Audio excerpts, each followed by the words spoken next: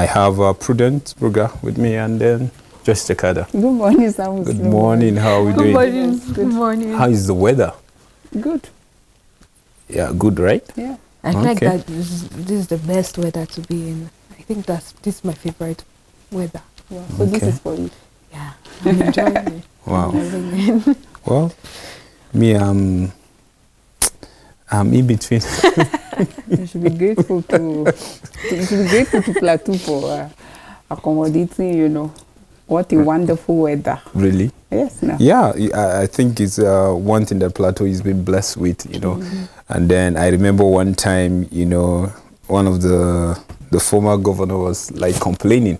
He said the youth, he wonder why they don't used to go out, to hustle as expected, like, because Plateau we do go out though, but he's feeling like we should see more of going out and then really trying to explore the other parts of the world, But he's wondering, he said, maybe it's just the weather that is keeping them, so they're enjoying the weather and they don't want to go out, That was on a lighter note. I think I experienced that as well. At some point, I was outside of this state, and then I was told, you people don't like going out. You don't like going out. And I was so uncomfortable. At that point, I had to stay there. But I was so uncomfortable. I wish I could go back home. Well, if it was left to me, maybe I would have gone back home. But then, well, we live to explore and to live together. So I had to just stay. And I think the differences in the weather, it's all God's plan for His people to be able to enjoy it. So and appreciate Him the more, Well, today on today's life, we're going to look at the topic beyond politics. We know 2023, to everyone that is alive and is eligible, to vote, is one of the year that was drumming on our ears, like from the media, from INEC, talking about 2023 general election, the presidential, the gubernatorial, and then it came and gone. Well, but during the politics, the campaigning, the voting, so many things went out. People say all sorts of things. People write all sorts of articles. People, some are considerate, some are not at all, because of the interests that they are pursuing. But now that the politics is over, what next? So beyond politics, that's what we are looking at today. If you ask me, that's a powerful one. The question, it's more like, I'm seeing it like a question beyond politics. What next? Because I've seen trends, how that people that were brothers all of a sudden turn enemies because of politics. Before the election, we've seen campaign, we've seen propaganda, we've seen different kind of things being promoted, for some to market their candidates, for others to demarket others. And in the course of doing that, people stepped on each other's toes, and they just turned out to become enemies, from brothers, from sisters to enemies, because somebody is not supporting or is not aligning himself with your own ideology. And I kept asking myself this question, like, do we think of beyond the politics? And how did we just get it wrong, that we just define politics differently? I thought it's supposed to be about the people, it's supposed to be about governance, it's supposed to be about who gets power and who does what. But people have defined politics to suit their interests. People have defined politics to be about them, to be about their turn, to be about whoever they are supporting. And just when you... about their party. Yes. So once you go against that, you're attacked enemy. And you start receiving insults, you start receiving verbal attack, verbal violence playing out, and all of that. And I wonder, and I kept asking, do we think beyond politics that we're seeing playing out? Because whether we like it or not, elections will come and will go. As we speak right now, the presidential election, National Assembly, the governorship election, as well as the State House of Assembly, it has come and gone. Every other thing that is going to play out will be at the tribunal. It will be about the courts. Now, it won't be about the people right now, because you have your own opportunities to go out there and exercise your franchise has come and gone. For some people that were able to turn out, kudos to them. For people that decided not to go out, well, every decision has consequences. We kept through our programs encouraging people that regardless of how you feel, the grievances, you have a responsibility to play by going out to vote. And you refuse to, because the governorship election, we saw low turnout in different places. But even amongst the people that didn't turn out for the election, you hear them complaining about the process, about the result, about who turned out. I've seen instances where you hear, oh, people didn't even go out because they are mourning. Oh, people didn't eat food because they are angry who emerged the governor or the member of State House of Assembly. Did you vote?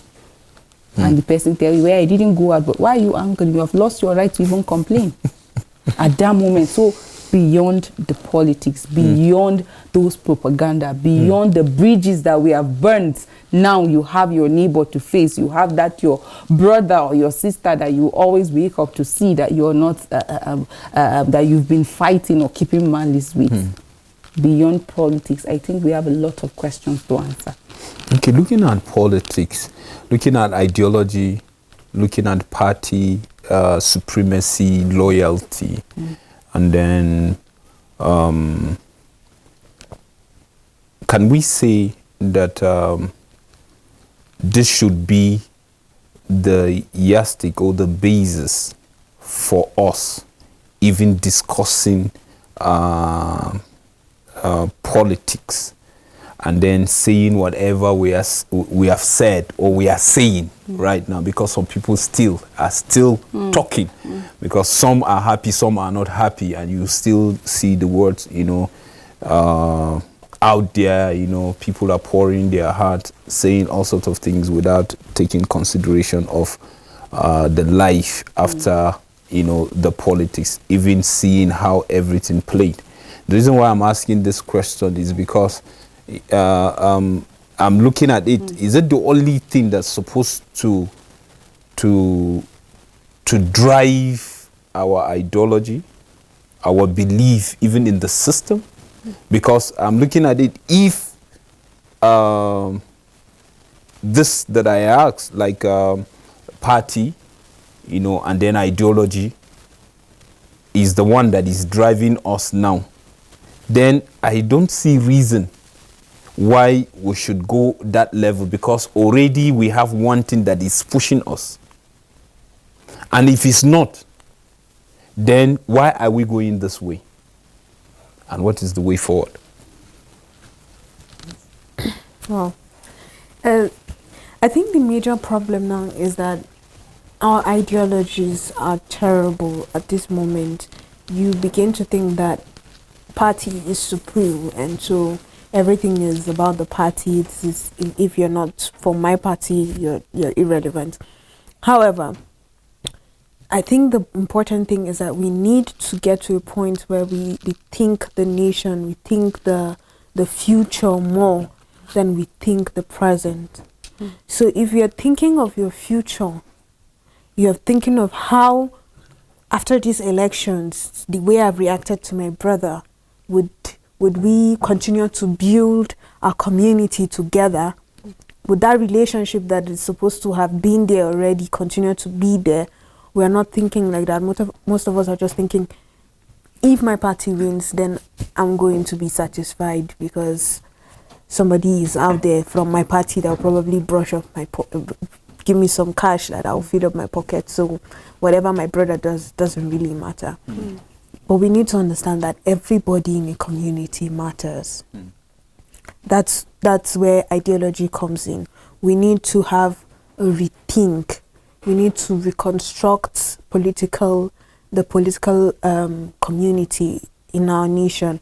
And I see that from these elections, there is a relative form of information that a lot of people were informed. A lot of people refrained from using vulgar languages, because to speak to the opponent, a lot of people were informed that we're not doing this about us, right, about me. This is not about me right now. It is about the whole country. It is about the whole state. So people had a form of unifying factor in these elections. That doesn't mean that we didn't see the whole vulgar language and the propaganda that were on the street. It still played a huge role in the politics that we just saw the results. And however, it is very important that our ideologies, our state of mind, our thinking is reconstructed. Leaning towards politics. Politics is not all about I have to win. It is all about how we can make the nation great. See, even if you don't like somebody who is, at some point you might have to make a compromise because you want that person to do the right thing for the nation. And then you try your best that the next time an election period comes up, it is me who should be on that position because I think I can do better than what this person was doing. That's the way we are supposed to be thinking. We're supposed to be thinking the furtherment, how to further our development, not just how to relax and get money for our pockets. And because we continue to think selfishly, because we continue to think mediocre, we're not moving forward.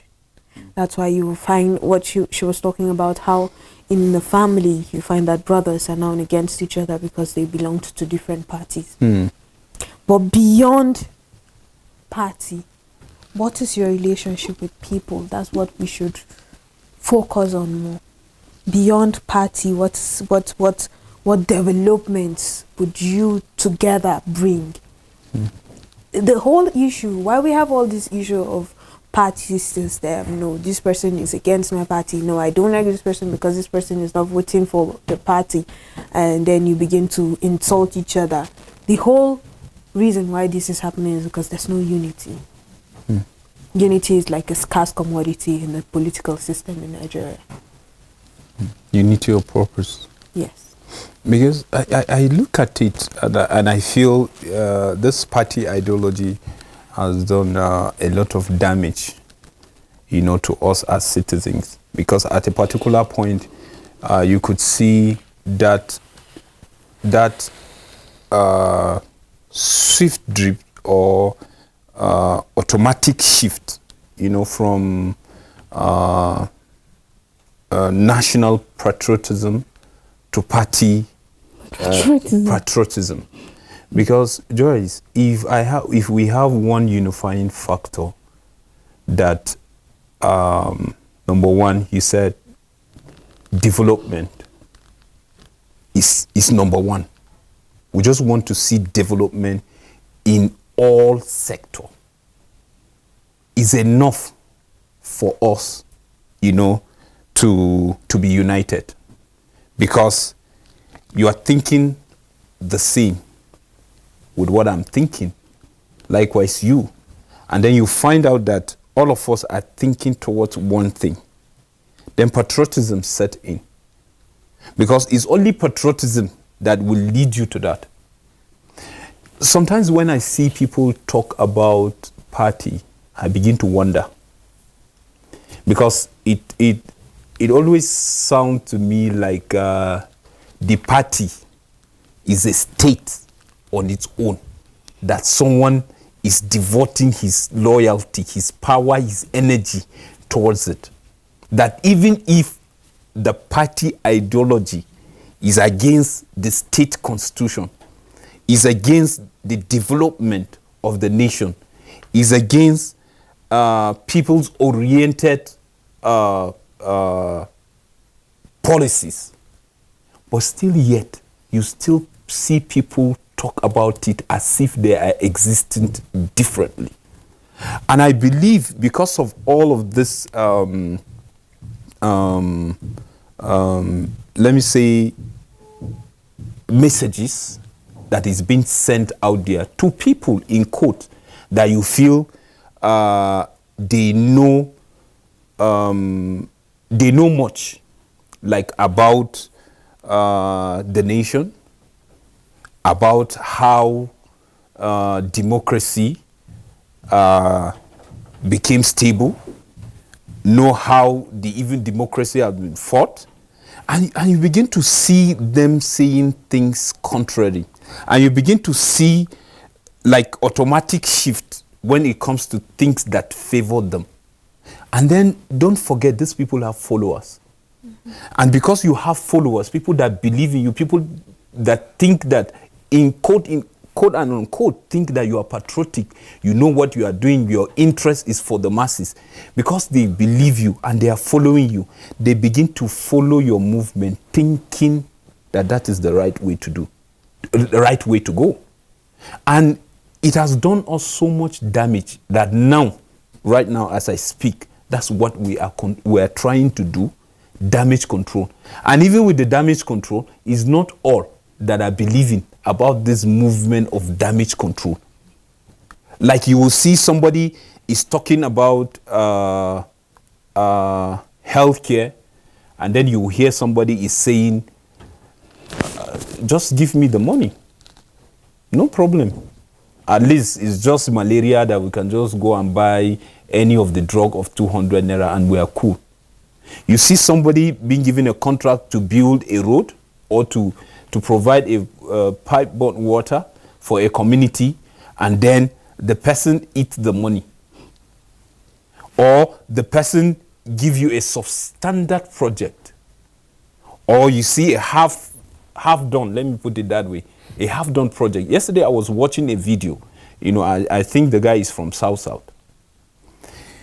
A drainage with concrete, but the guy is using his bare hands to pull it. And I was wondering, and it's a waterlogged area. Is it not a place that you will see people devoting their time, putting enough roads and concrete that they will make sure that that kind of project lasts? And even with the coal tar, you know, he's using his hand, no digger, ma. He's using his hand to peel it. Like you could see with his bare hands peeling it. And he was just raising abuses. He said, you have representative people that say they are for the people, they are anti-people, they are anti-people. You know, how can somebody give you a project like this and then you are doing a shabby job for people that you claim you represent? He was just rendering curses. And people are just looking at him. It was live on Facebook, and I watched it. And I said, and these leaders will sit down and watch, and somebody will be out there, will be criticizing him, that probably maybe the guy, they didn't give him one appointment or something, and that's why he's crying. But if you look at it, he's talking about the people. And you see, the reason why things like this are happening is because we miss it somewhere. We missed it. We must agree and find a unifying factor beyond politics. Beyond politics. Because if you have a unifying factor, then you will know reconciliation after politics is not going to be difficult. Because if I'm using a vehicle, you are using a vehicle, a different brand and a different model to take us to Abuja. The aim is all of us to get to Abuja. Right? But if I see you using a particular vehicle and I say we must use that particular vehicle because that's the only vehicle that will take us to Abuja, then there's a problem. That's why you find out after politics, reconciliation becomes problem because party ideology consumes us. We believe party is the supreme. We forget about the poverty that is eating. We forget about the issue of education that is not of standard. Children sitting on the floor. In this 21st century, some peoples are under the tree. Learning is unacceptable. We must know that, like the GM says, he mentioned that are we truly ready in this part of the world? Because one, suffering is all over. You can see it is glaring. You can even touch it and feel it. The hardship You can't even, it's, I don't know how to put it. Like the way it's eating so hard, how someone will tell you that Hariya Kanta, you know, when you farm, that your hand will show, that when you shake someone, you will feel, yes, that is how hardship. But still yet, you will still see some of us arguing on things that doesn't really matter. And you ask yourself, is this person still in Nigeria? Look at the issue of cashless policy now, that NLC are trying to go on strike. Must we go on strike to know that people are suffering? I think we need to get to the point of redefining what politics is. Because some people see politics as a game, and whatever played out in the course of the game, they don't care. Because it's a game. Yes. Some people see politics as a game of personal interest. Who wins and who gets the cake. Some people see politics as about party ideologies, protecting party's interests, and that is why whether if the candidate is credible or if he is not credible, as it's far about the as party. The party emerge, they have won. They are good at politics. Like, that is how they see politics. But like you said, and I think we are at the point where, as Nigerians, as citizens, we must get it right. And to get it right, we must redefine what politics or how we see politics. I've seen people make posts, write-ups, and it just help you profile them. If you want to really know who people are, just wait until it is time for election campaigns and all of that. Like you're saying, we're in a time of peril that even the blind can attest to it. But yet you see somebody saying there has never been a time so excellent as this. You see somebody even swearing with his life that this is the best government. Like, you'll be shocked. The person will come up with all sorts of facts, lies, just to portray his point. Even when people point to a glaring issue, for example, out of school children, unemployment, the hunger, the poverty, the person will rather point fingers at previous administration, telling you that, oh, these people are the reason why we are where we are today. You have been on seats for over 7 years, and yet you are saying the perilous times we're in right now is because of the past administration. We can't take away the fact that there are some decisions that the consequences can last as long as 10, 20 years. But wait, within these 6, 7 years plus, what have you done? That's the question. What have you done? That is the question. Like, we need to get to the point of taking responsibilities for even our action. That is the point for change. When you take responsibility. But when you keep pointing fingers, you can never even get it right. Talk more of the situation changing. And my pity is on the people, the masses. How that these people just take advantage of the poverty, all your situations, they take advantage of it, and then they impoverish you so that they will take advantage of such situations to keep promoting themselves. It's so amazing how the voices of minority are suppressing that of majority because of division, disunity, and because of personal interest, greed. And you were saying a lot of people have different definition of politics. One that I've noticed playing in Nigeria, specifically in Nigeria, is the game of power. Who has more power? See, during the election, I saw a whole lot of memes about power, past power. It's the one who has power that is power. So basically, we are. It's like somebody keeps on drilling in our heads that if you have the power, then you should be comfortable. See, for instance, I think it was this regime that I heard from someone who is of the same ethnic group as the president, saying, "Muni amulki, so mu zamu duk abinda ranmu ya fada." That's in Hausa. He said that we are the ones that are ruling, so we do whatever our mind tells us to do. So at that point, that person is not thinking under the constitution. He would do whatever he pleases without even considering the constitution of the state. Whether you are hot or not. Exactly. Whether he's doing the right thing or not. Exactly. Why? Because he thinks that he is part of the ruling group. And that's one thing that affects us. So beyond politics, we have not even understood what politics is in Nigeria. A lot of people are just doing, I don't know, some form of game with the lives of millions of people. Just playing some form of games because you keep on saying, I just need to have the power. I just have to have that name. Little wonder during the previous, this just ended elections, we heard a lot of people saying it is our turn to do this. It is our turn to lead the country. It is our turn to be the governors of the state. It is our turn.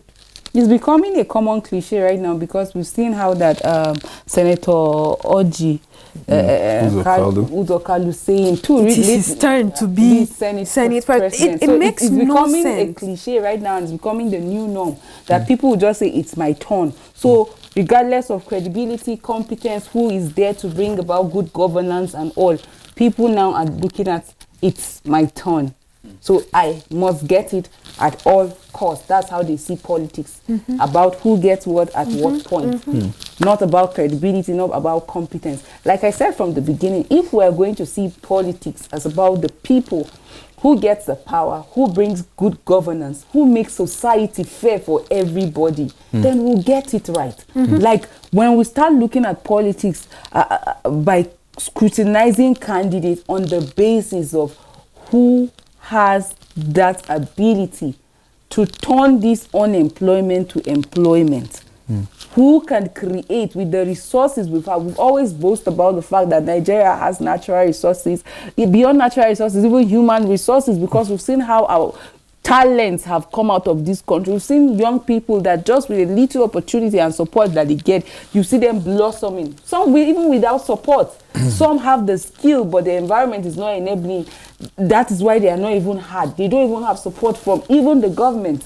And yet they are striving. They want to get there, even without the support. So if we're even boasting of natural human resources, how have we utilized it to turn the challenges that we are having to become opportunities for ourselves? We don't even consider all of these factors that, see, if we're having talent in the creative industry, who has the ability to convert this talent to the to wealth? To wealth, and at the long run, the environment that the whole country is going to benefit from. We've seen over time how that the MSME have contributed largely to the GDP of this country. But how have we supported these people? This recent Naira swap policy that we've seen how that it has affected most of these small businesses because they don't even depend on all this transfer and all of that. We've seen how even the technologies of our banks have crippled businesses. You go to make transaction, you try to, it won't go or it will decline at that point where you needed to do business.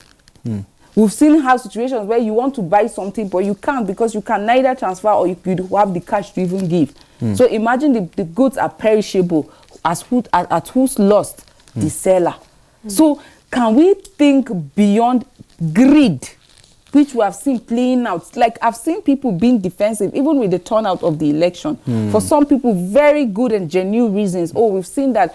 How can from, for example, 10 local governments, somebody is leading with 8 and the person that has 4 all of a sudden emerging as the governor? Genuine complaint.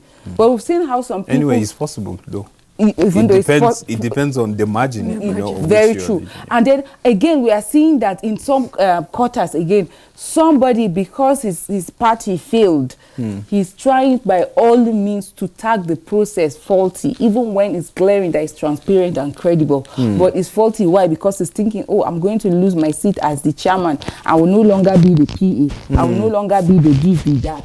So, no, we must fight this thing. You're just thinking of your selfish interests. Like I've had instances where people will say, if this person doesn't emerge, it's going to affect you in this direction. No, I don't care as far as it's not about the people. No, the concern is about Nigeria, it's about my state, it's about my constituency. Are the people happy? What development do we have there? If we don't have the development, then we should think of voting this person out. I like the fact that even in Plateau State, with all the jubilation that we saw around playing out, somebody made a post and said, see, remember, governor-elect is for 4 years. So if you don't perform within these 4 years, it means we'll vote you out. So don't come with how you see it there. Yes, don't think that we voted is going to be for 8 years old. It's the 4 years that will determine if you will come back. And I think this should be passed to everybody. Every governor-elect, every governor that duly win should have that at the back of every elected office. You get, because it is the people that voted you in based on confidence that they have in you. For example, that's why I said those that were duly elected by the people. Have it at the back of your mind that the people just trusted you, have confidence in you to deliver. They are tired of the situations that they found themselves, and with all the options that they have, they picked you. So what you should start thinking right now, all the people that are elect, whether senator, whether House of Reps, whether State House of Assembly, at this point is not how to start thinking of who I'm going to give appointment to, this my closest relative or this word. You should start thinking about governance, because now democracy is about the people. People who have seen how that people that have psycho funds that kept deceiving some candidates, don't worry, we'll deliver you here and there, were disappointed because the people at the grassroots need the change. So it means you that emerge, if you don't do the biddings of the people, you don't bring about development in the areas of health, security, education, if you don't turn this lack of job opportunities to opportunities for people, create industries that are going to bring wealth to the state and to the nation as a whole, you'll be voted out.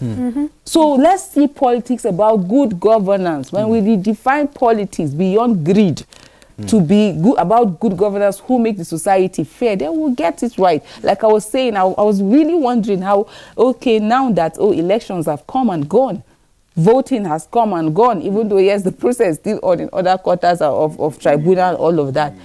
So now that you're faced with that, your neighbor that you've been fighting because of one particular candidate that did not even emerge at the end of the day, how would you look at the person? You have insulted, you have sworn. I've heard situations where people even left their church because they felt their church was not promoting their candidates against the will of the people. They decided to leave the church. You decided to cut friendship, relationship with even family members. The moment that you are in need now, I hope that politician that you fought for will really know you to the point of even coming to your help, more than your immediate neighbor. And that your brother and your family. Let's redefine the concept. And that just cracks me up, because really, that politician doesn't even know you enough to even help you when you're in need. No, tomorrow that politician doesn't even remember who you are or what you did for him. He's probably not even aware that you did something like that. So, but it's important. Do you know that if you even support or promote a politician on the basis of credibility and competence, there's this satisfaction that when the person emerges, whether he knows you or he doesn't know you, but there's that satisfaction that, I voted right.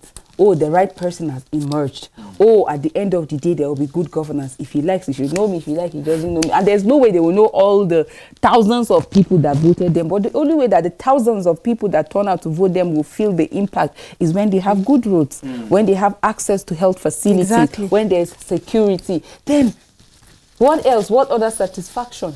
Exactly. That's very true. And I'm just saying this because it has been a burden in my heart. I don't understand. If you have said that you won clean cut, there was no rigging, there was no issue, and the people are still saying, let's go to court, let's go and see the process. Let's revisit the process. Let's see whether there was any errors. I think you should be okay with that.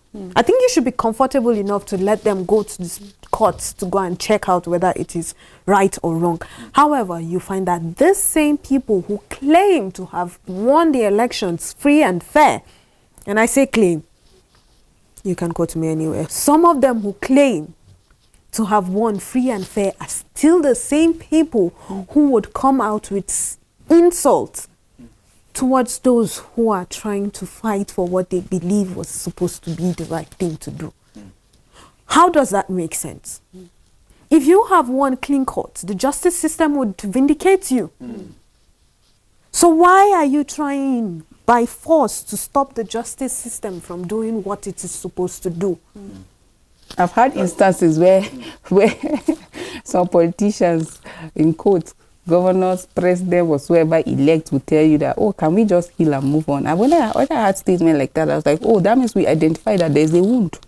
No, before the wound is healed, we must identify the cause. That's the only way treatment can come. But if we're denying the cause of the wound, not tracking what caused it, that means it can affect another person. It can still happen again and again. So beyond healing, we must identify the cause of the wound. I think when that is done, then there's hope for healing. Otherwise, we'll just keep going back and forth. Exactly. Talking about beyond politics, I think one of the things is healing. But a wound cannot just heal just like that. And then justice is still part of healing. Yes. Justice is still part of healing. Like you say, identify the cause. What is the cause? Is it justifiable? If it's not, can we find justice? If it's yes, then that's the beginning of healing. Exactly. But if it's no, then that means you are adding salt to a wound. And I don't think that will be good for us as a nation. But you see, there's one thing that I think it will help us now, even while, we talk about the issue of identifying the root cause of the pain, that we talk about healing. You understand? And then looking at the process that the wound will heal, because you have to take the wound to hospital, and the correct physician has to check it and then tell you the proper prescription and then what you will use, to keep treating the wound until it gets healed. Some cuts will definitely need surgery. Some cuts need to be recut so that you get the point. But some are not deep. Some are not deep. So that means the healing process will not really take time. But some, the cuts are deep, that's beyond human imagination. But still yet, we are not saying there's no room for healing. There is. But like you rightly said, we have to identify the root cause and then deal with it from that angle. What's the reason? You check it. Okay, is it something that can just heal? What is it that we need? Then I think, I know, truly, justice is one of the things that will make this wound heal faster, no matter how deep the cut is.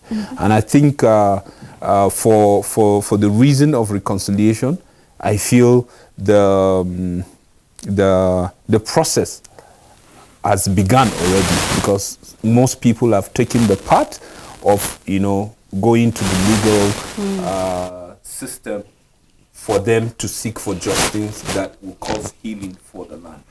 And again, people, us, the electorate, we have a role to play. Like during the election, like before the election and during the election, and even after, what we ask, what is the reason why you are campaigning for who you are campaigning for? What is the reason why you even went out? Not having a political party, but just go to vote for your interest. What is the reason? Is it sentiment? Is it personal interest, like she rightly mentioned? Or is it about the nation? Is it about the development? If it's about the nation, that's patriotism. It's about development. Then we have to come together now as people, knowing our right, knowing our power as people, and start demanding from day one. And start demanding from them, the leaders. Because if you say, we're talking about development, now the question is, you have promised us A, B, C. And before the election, we told people, pick your pen and paper, write. I think this is the time now to start going back and and checking those notes that we have gathered. Like, okay, you said this, you said that. That's when we begin to come together, agree, and said, okay, for instance, in Plateau, PDP has won. Okay, you promised us A, B, C. And because of this that we are not happy, that's why we migrated. We agreed to vote you in. So now we begin to start following and hold them accountable once they hit the ball running, which is May 29. Some of them would take the mantle of leadership. From day one, we should start asking for those rights and start following and start reminding them.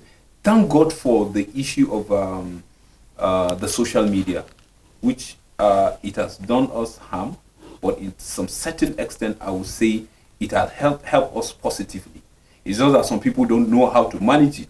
And that's why sometimes you will see social media terrorists, because of how they bombard everywhere with their terrible words, without consideration, without facts, and without minding how people will feel. It is very important that masses will start following, because that will help.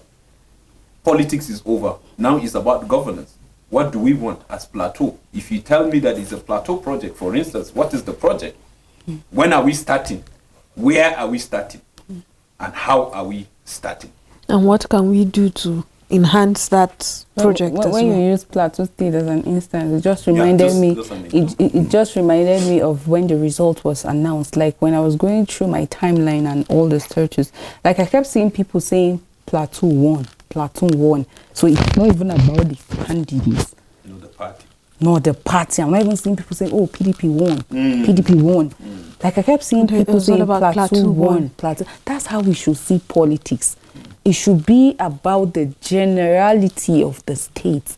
It should be about the well-being of the state. It should be about the state being fair to the people. It should be about the voice of the people. And that's why I kept being concerned about the people that know that it was a faulty process that brought them into power. How are you going to govern with all the irregularities, with all the alleged rigging that took place? How would you face the people and even make address? No wonder we see some of them stammering. No wonder we see some of them staggering, because we are aware that the process that brought them to power, it is actually faulty. I've seen how people made acceptance be saying, "Oh, I know that many of you did not vote me.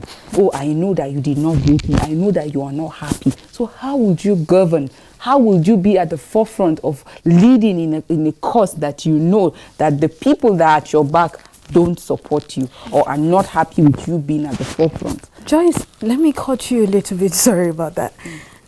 My question now is that who exactly would you lead, because the people are not following?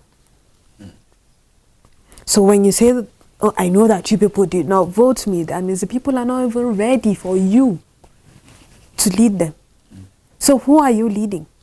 What are you doing on that seat? Your seat at that point is irrelevant. It has no relevance because you have no followers. So that's where we need to start rethinking the whole issue of politics in Nigeria. It's not about the title that you're going to hold. It's not about you being president, you being the governor, no, being the senator, honorable. It's not about that. It's about the country, the state. It's about how you would build the nation. It's not about you having that title. And I think that is what should be drummed in a lot of us. But Prudence, I hear some people out there saying, yes, the process may be faulty. Yes, the followers are not happy. They are saying that's not their mandate. And then, like you rightly said, you will see people coming with write-ups, with defense that it baffles someone. Like you hear people saying out there that, yes, well, we don't care that now you are not with us. After all, we know the mindset of Nigerians. Now, before you know it, once the naira start flowing, and then possibly maybe you can drive and get gas from filling station, and then that's it. Nigerians, we forget about that, and they will roll till 4 years, and then 4 years we employ another strategy, and we keep ruling them like that. Solomon, That's just the... Solomon, the truth is that that's how Nigerians have been. But you know another truth? Our eyes are opening.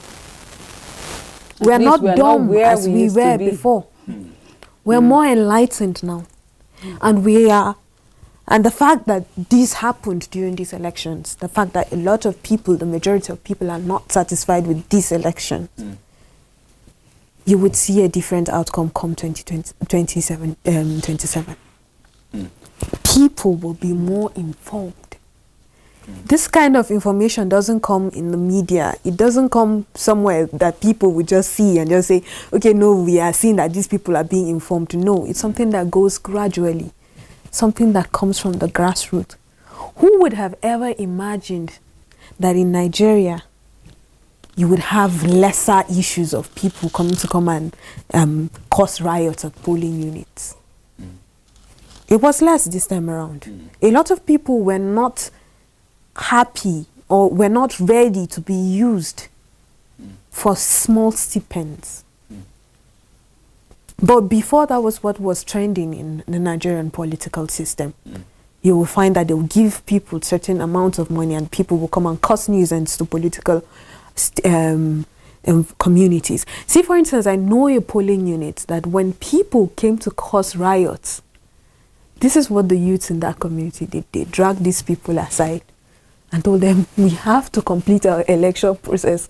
Whatever you people just came to do, we have no business with it, so stay where you want to stay. They took them out of the they took them far from the polling unit because they were ready to bring their votes out, for their votes to count. That's how Nigerians are prepared now. So come 27, we'll see a different thing in the political system, and I believe it wholeheartedly that the political system is really evolving in Nigeria. So you are advocating now, after politics, more awareness of the right of the masses. Exactly. We keep pushing and we keep pressing on things that we know constitutionally is our right. Exactly. That will go a long way.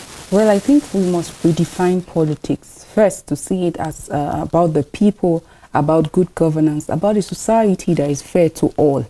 And I think all the candidates that are now elect, they must be circumspect with their decision or in their decision. Governance begins now. This is the time where they start sitting down, going back to their promises, going back to all their campaign promises and all of that, to see how that after May 29, they will start bringing it to execution. And I think everybody must see it that leadership is about the people. It should be about the people, service from the heart to the people. How can the people feel the impact? By having good roads, by availability of light, by seeing the out of school back to the school, because that's the only way we can have a sane society. If our children are on the street, not in the school, tomorrow they will turn out to be thugs that will be used to disrupt the process, or they can be recruited by all of these terrorist group, bandits and the rest, because they are not in the classroom. So we must be deliberate to returning the out of school back to school. We must be deliberate by providing job opportunity, by ensuring that there is security so that our agricultural sector can blossom, because over time people have been unable to go to farm or even think of harvesting. We've seen situations where people have to pay bandits before they are able to go and harvest. And I just wonder what sort of a country that can be, that will have in the presence or under the nose of the leadership, people that we elect, you have to pay bandits before you go and harvest in your own land. Well, I think leaders must be deliberate about leadership. Leadership is about service, not about personal interest. It's not about embezzlement or corruption. It's not about your family and you alone. It is about the people. So whether they voted for you or they didn't vote for you, you are serving the whole state or the whole nation, and you must live in accordance to the provision of your office. Not selective governance, but an all encompassing governance. And for the people, I think the process for 2027 election begins now. The politics begins now. It is not about politics of propaganda or politics of personal interest, but it's about good governance. And if we get it right in appointing or in electing the right people, then our country will blossom. Then the light that we've been hoping for, it will come. Then that country, that greater Nigeria, we are definitely going to see it, where peace, justice, and fairness is going to be enjoyed by all. Equal justice will be enjoyed by all. We can only get a greater Nigeria when we anchor this country on justice and integrity. I think the right thing to do is to look out for people who have integrity. Exactly, and I also think that the masses, it is now our turn to back them to a corner and make them do what is right for us. If we have that unifying factor, yesterday we were talking about the power of the people. If we have that unifying factor to be able to push them back to the corner so that they will do the right things for us, they will do the right things for the state, for the nation, then we would know that progress is ahead of us. If not, we're going nowhere. Well, I want to sincerely thank you for being this with me this morning. Always a pleasure. Yeah, and for the viewer out there, beyond politics, for the followers is, following the promises, bumper to bumper. Like it is time for us to start following these politicians, these our leaders, and holding them accountable by what they say they will do. And for the leaders, who will say it's time for governance. Times for politics is over. It's time for governance. That's when you will take everybody alone. Where you need reconciliation, show that power of leadership, that humility, go and make reconciliation. Where you need to start rolling projects, please go on, start rolling those projects in those areas. It is very key, it is very important, because when we do the governing part, that is when true reconciliation will take place.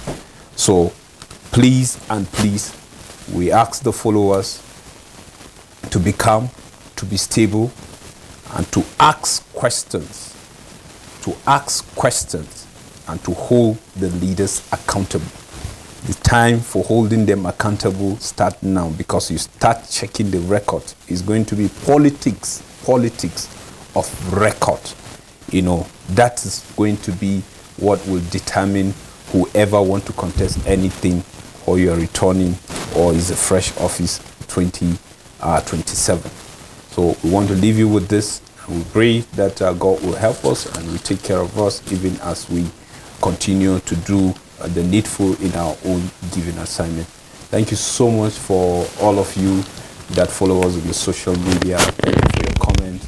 Thank you for your likes. We pray that you continue to blossom in your choosing area. And we thank you for choosing Equa Television. Thank you, and bye-bye for now.